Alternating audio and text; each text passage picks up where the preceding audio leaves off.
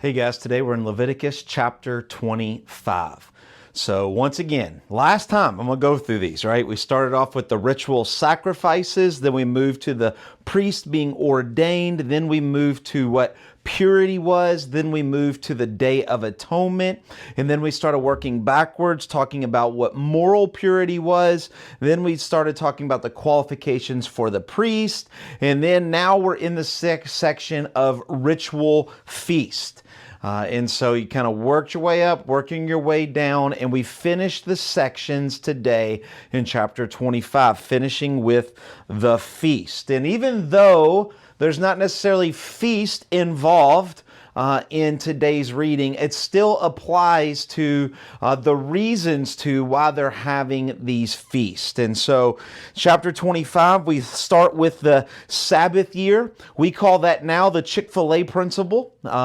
And so what does that mean? They would work the ground for 6 years, and on the 7th year, they would do no planting, no working. And what's interesting about this is God will tell us in the next chapter, but how do they do this? That in the 6th year, God will make the ground produce enough for 3 years. It will sustain them through the 6th year. It will sustain them through the 7th year while they're not planting at all. And it will sustain them in the beginnings of the 8th year while they are planting and until the harvest of the 8th year.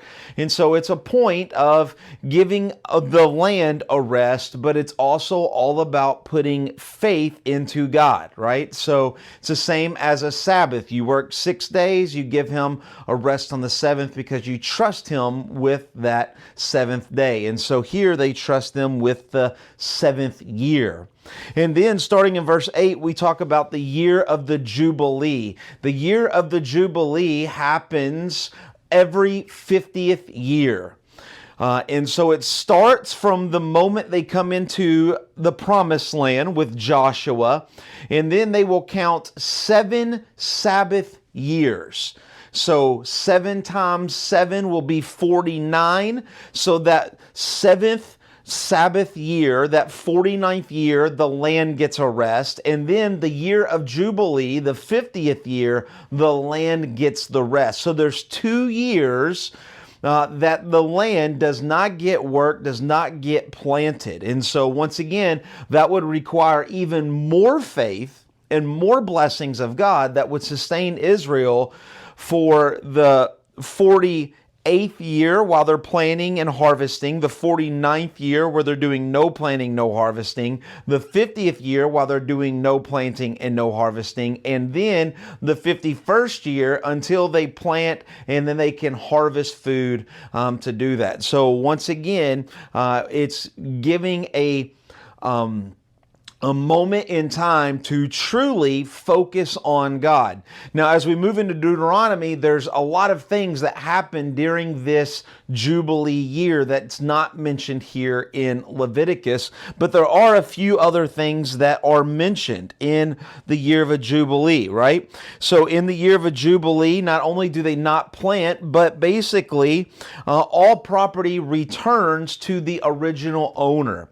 So going back to the land, the promised land that was divided with Joshua, and every tribe got its allotment. And so after 50 years, if you have sold that property to somebody else in the year of Jubilee, that property now becomes yours again.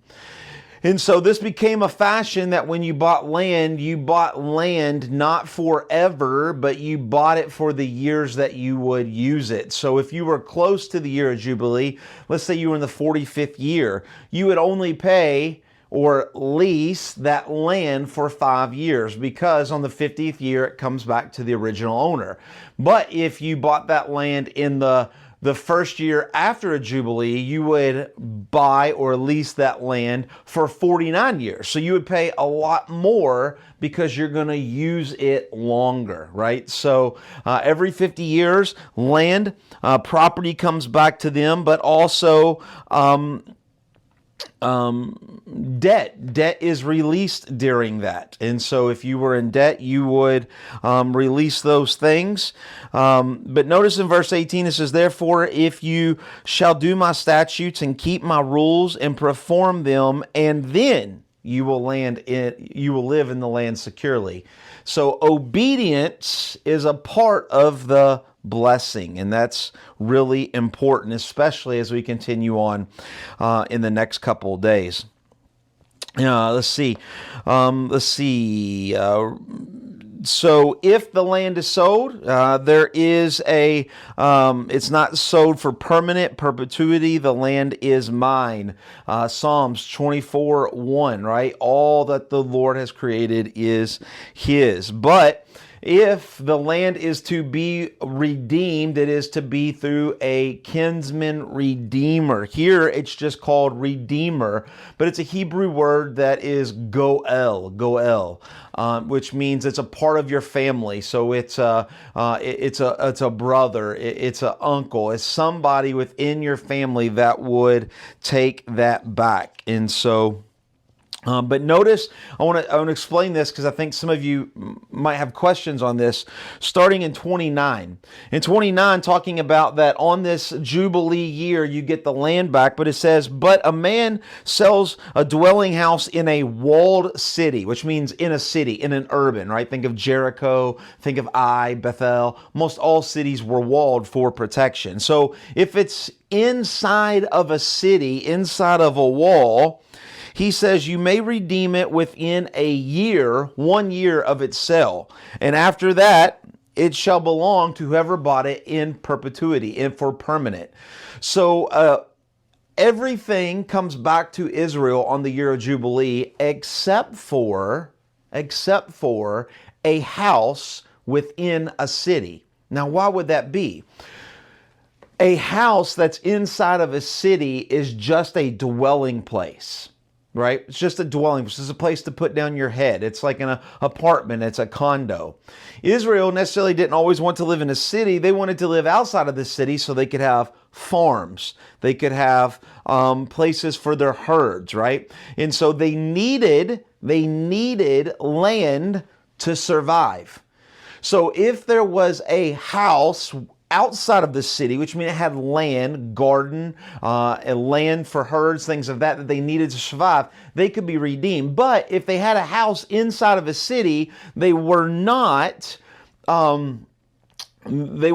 dependent on planting and farming and herdsmen, and so it didn't really matter. Okay, so if they bought inside of a city, no go. They got 1 year to redeem it. After that, they can never redeem it again. It's whoever bought it. And so I just wanted to explain that. We see in verse 35 that we should be kind to the poor people. We should not take advantage of. It says you shall support him, which means do not take advantage of the poor or somebody who is becoming poor. Take no interest from him or profit. So if you're going to give him money, you cannot charge him interest. He says, I am the Lord your God who brought you out of the land of Egypt, and I gave you the land of Canaan. God is saying, I was kind and nice to you when you had nothing. So Israel, be kind and nice to those who have nothing. But if a brother becomes poor and he becomes a slave, it basically says an Israelite cannot own another Israelite. He will not be a slave. He will be a hired hand for a period of time.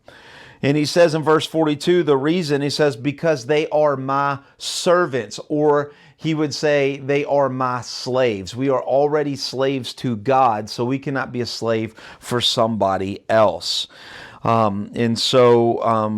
If an Israelite does take another Israelite on as a hired hand, as a slave of sorts, you cannot mistreat them. You have to treat them very well because they are your brother. But Israelites can own male and female slaves from another nation. So Israelites could not buy Israel's slaves, but they could buy slaves from other nations. And once again, it ends the chapter with redeeming of a poor man.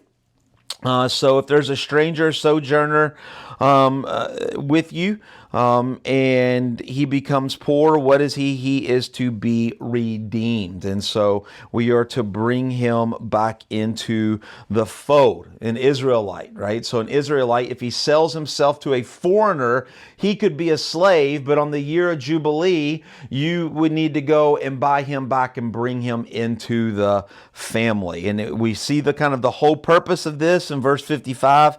For it is to me that the people of Israel are servants or are slaves. We are slaves to God. We cannot be slaves for other people. And so here we kind of end in these holidays, the Sabbath year, the Jubilee, but the whole point is always bringing people back to the fold, back to God, underneath God's goodness and grace, because that's what he wants. As Israel, they were made to worship God. They would be his people and he would be their God. But if they were outside of Israel, how could that happen? So there was always a way to come back to God. And you'd ask yourself, where's Jesus in this? Jesus is our ultimate redeemer. He's our ultimate kinsman redeemer. He is the one that has paid the price on the cross for us so that we will have a way back to God. Hope that makes sense, and we will see you tomorrow in chapter 26. God bless.